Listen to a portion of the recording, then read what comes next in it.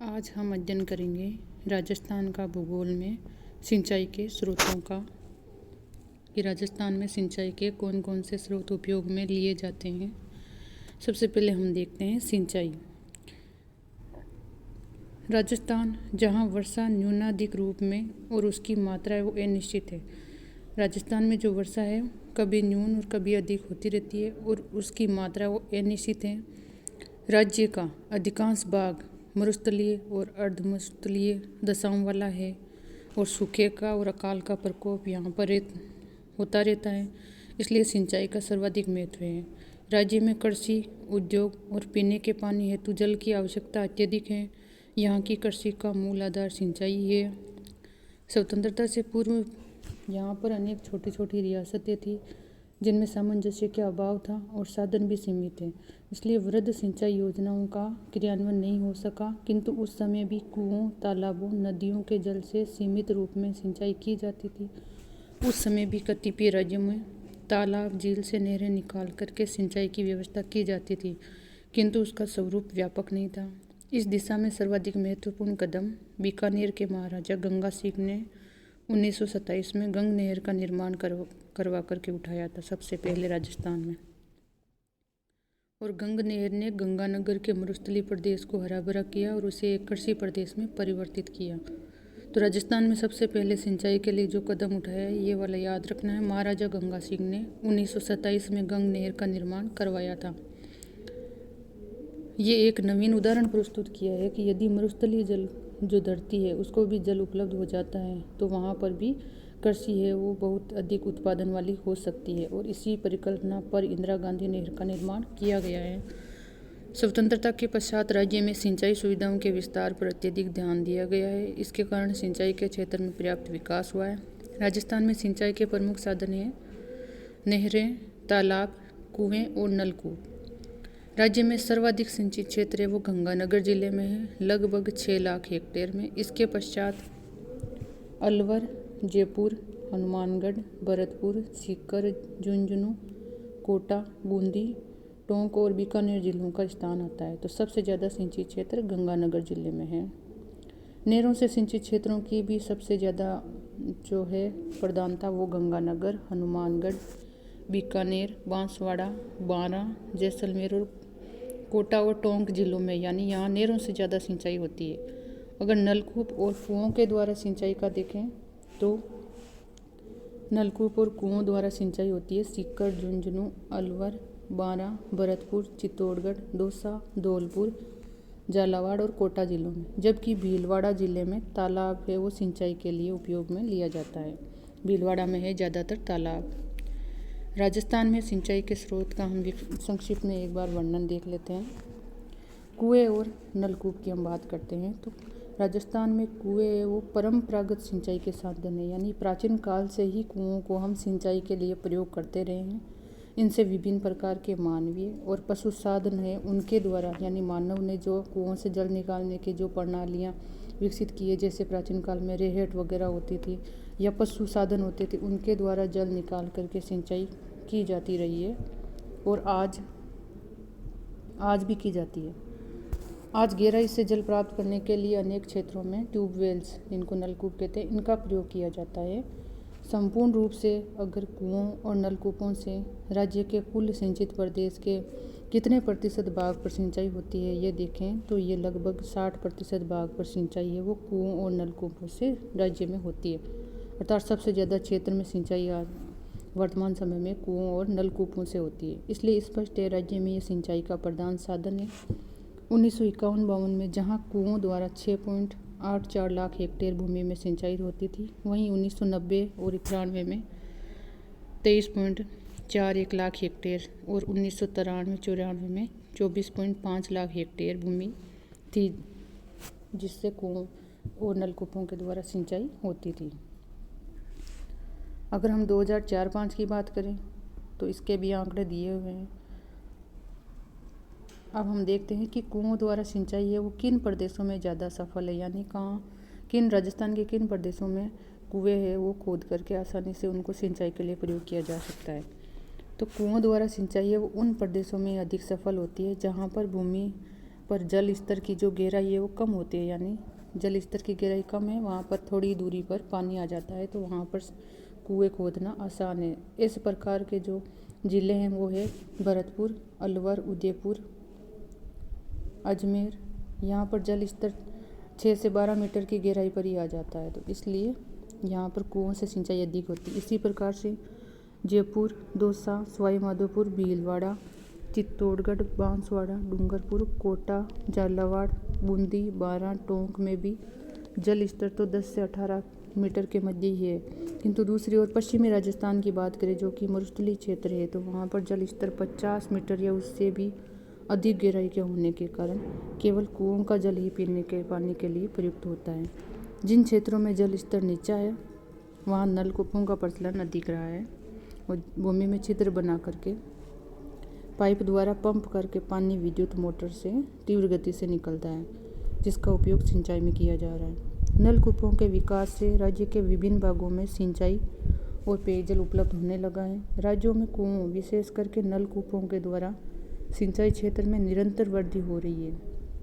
ये इस दिशा में राज्य सरकार अत्यधिक सहायता कर रही है। राज्य में नलकूपों के विकास के लिए न केवल राज्य के जो जल संसाधन है उनका सर्वेक्षण करवाया गया है, बल्कि इसके लिए अनेक योजनाएं बना करके उनके माध्यम से किसानों को ऋण भी प्रदान किया जा रहा है, तकनीकी सहायता दी जा रही है। सामुदायिक नलकूप योजना में 50% तक अनुदान प्राप्त करके नलकूप लगाने का प्रावधान भी है। नहरों द्वारा सिंचित क्षेत्रों में जहां जल स्तर उच्च हो गया है, नलकूपों का विस्तार किया जा रहा है, अर्थात जहां पर नहरें निकाली गई हैं तो वहां पर जल स्तर ऊंचा है। अब हम देखते हैं तालाब। तो राजस्थान में तालाबों से सिंचाई का प्रचलन प्राचीन है। वर्षा के जल को निचले गर्त में एक सिरे पर बांधकर या दीवार बनाकर एकत्रित कर लिया जाता है, और कहीं कहीं प्राकृतिक जो गर्त होते हैं उनमें भी पानी एकत्रित हो जाता है, तो वो स्वयं ही तालाब का रूप ले लेते हैं। बाद में उसको सिंचाई के रूप में काम में लिया जाता है। जबकि अगर जहाँ पर तालाब नहीं है तो वहाँ पर एक अवरोधक बना करके वर्षा काल में बह कर आने वाले पानी को एकत्रित किया जाता है और उससे नहरें निकाल करके सिंचाई की जाती है। तालाब क्षेत्र की खुदाई कर यदि गहरा कर दिया जाता है तो उसमें वर्ष भर तक पानी रह सकता है, किंतु अधिकांश जो तालाब है वो वर्षा काल में या उसके पश्चात के जो 4-5 महीने हैं तभी तक उनमें जल रहता है।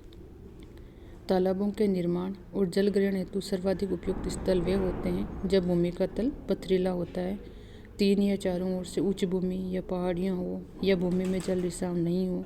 इस प्रकार की भौगोलिक दशाएं राजस्थान में दक्षिणी और दक्षिणी पूर्वी भाग में होने के कारण तालाबों की संख्या यहाँ पर अधिक है, यानी तालाब के लिए उपयुक्त स्थल होना चाहिए। जैसा कि इसमें बताया गया है कि जहाँ भूमि का तल पथरीला हो, 3 ओर से वो पहाड़ियों से घिरा हो और भूमि पथरीला होगा तो ज़्यादातर रिसाव नहीं होगा भूमि के अंदर, तो वहाँ पर जल तालाबों में उपस्थित रहेगा। और जहाँ वर्षा भी अपेक्षित अधिक मात्रा में होनी चाहिए। राजस्थान में लगभग 450 छोटे बड़े जलाशय हैं और इनसे लगभग 2 लाख हेक्टेयर भूमि पर सिंचाई होती है।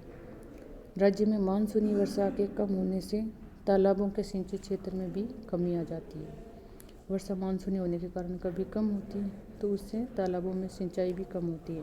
तालाबों से सिंचाई कम होती है क्योंकि पानी कम रहता है।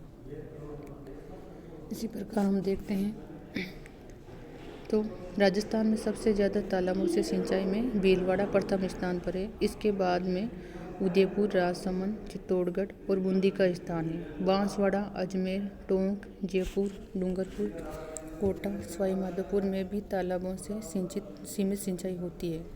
पश्चिमी राजस्थान में इनका सिंचाई उपयोग नगण्य है। राज्य में प्रमुख जलाशय देखें तो यानी जो बड़े तालाब है या जलाशय हैं वो हैं जयसमंद, पिछोला, फतेह सागर और उदय सागर, ये सारे उदयपुर में। राजसमंद है वो राजसमंद जिले में है। नाहर सागर, उमेद सागर, मेजा, सरेनी, ये सब भीलवाड़ा जिले में है। इसी प्रकार पाली जिले के दिए हुए हैं, भरतपुर के, डूंगरपुर के और चित्तौड़गढ़ के। तो राजस्थान के अगर ऐसा देखें तो प्रत्येक ज़िले में तालाब है, किंतु उनकी सिंचाई के लिए जो उपयोगिता है वो सीमित है। कहीं पर सिंचाई के लिए उपयोग तालाबों का बहुत ज़्यादा किया जाता है, जबकि कहीं पर कम किया जाता है। पुष्कर, कोलायत जैसे तालाब है वो धार्मिक दृष्टि से महत्वपूर्ण है। अब हम देखते हैं तीसरा साधन नहरें। नहरें राजस्थान में सिंचाई का प्रमुख साधन है।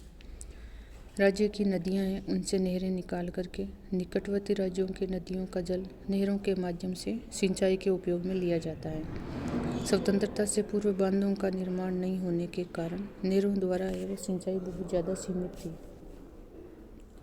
कतिपय झीलों, तालाबों और नदियों से छोटी छोटी नालियाँ निकाल करके खेतों के निकट के क्षेत्र में पानी दिया जाता था। केवल तत्कालीन बीकानेर राज्य में ही 1927 में गंग नहर का निर्माण किया गया था, जिनमें सतलज नदी के जल को गंगानगर के पश्चिमी सीमावर्ती भाग में सिंचाई हेतु प्रयोग किया जाने लगा। तो मरुस्थलीय प्रदेश का कायाकल्प है वो नहरों ने किया है। अब हम देखें तो स्वतंत्रता प्राप्ति के पश्चात सिंचाई है वो ज़्यादातर होती है नहरों द्वारा ही ज़्यादा ध्यान दिया गया है। राज्य की जो प्रमुख सिंचाई परियोजनाएं हैं वो है इंदिरा गांधी नहर, वाकड़ा, गंग नहर, चंबल परियोजना, माही परियोजना, जाखम परियोजना, सिद्धमुख परियोजना, नौहर परियोजना, गुड़गांव नहर, नर्मदा नहर। इसी प्रकार मध्यम श्रेणी की परियोजनाएं भी है जिनका कार्य अभी प्रगति पर है। वो है भीम सागर जो कि झालावाड़ में है, सोम कमला अम्बा डूंगरपुर में, सावन भादो कोटा में, छापी झालावाड़ में, हरिश्चंद्र कोटा में, पांचना सवाई माधोपुर में, सोम कागदर उदयपुर में और परवन लिफ्ट कोटा में। इसके अतिरिक्त गंग नहर है वो गंभीरी, मेजा और जयसमंद से संबंधित नहरों का पुनर्निर्माण और मरम्मत का कार्य अभी भी किया जा रहा है। उपयुक्त योजना है उनके द्वारा नहरी सिंचाई का जो क्षेत्र है उसमें पर्याप्त प्रगति हुई है और अभी अनेक योजनाएं ऐसी है जो पूर्ण नहीं हो पाई है। जब ये पूर्ण होगी तो राज्य को सिंचाई की सुविधा का पर्याप्त लाभ प्राप्त होगा। अगर हम राजस्थान में परंपरागत जल संरक्षण की विधियाँ हैं जो कि प्राचीन काल से ही चली आ रही है तो उनको देखते हैं तो वो हैं तालाब, झीलें और कुएँ। इसके अलावा देखते हैं ऊपर लिखित जो ये 3 है ये तो संपूर्ण राजस्थान में है, जबकि अन्य क्षेत्रों में भी इनके अलग अलग नाम हैं। जैसे कि नाड़ी एक प्रकार का पोखर होता है जिसमें वर्षा का जल संचित होता है। राजस्थान के सामान्यतः प्रत्येक गाँव में इसका निर्माण किया जाता है ताकि वर्षा का जल संचित हो सके।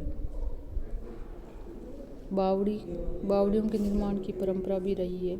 ये एक सीढ़ीदार वृत्त कुआं होता है। इसमें वर्षा के जल के अतिरिक्त भूमिगत जो जल है उसका स्रोत भी होता है।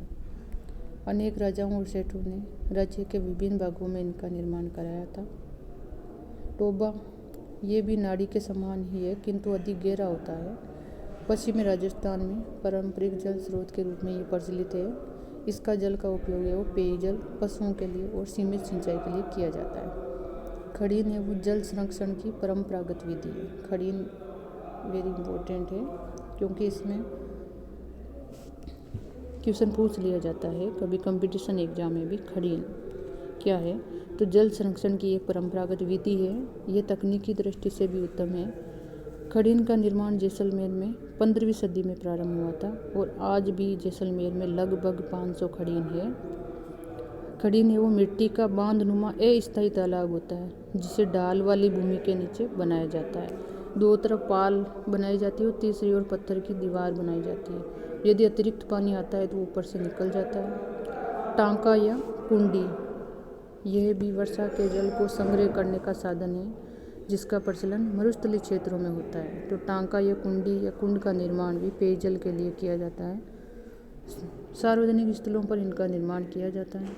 इसके अलावा है कुई। पश्चिमी राजस्थान में है कुई बनाने की परंपरा। इनको बेरी भी कहा जाता है। ये भी इनका निर्माण तालाब के पास किया जाता है जिससे जो तालाब के रिसाव का पानी है वो इसमें आ जाता है। 10 से 12 मीटर तक ये गहरी होती है। ज़्यादातर बीकानेर, जैसलमेर जिलों में ही कुई का प्रचलन अधिक है।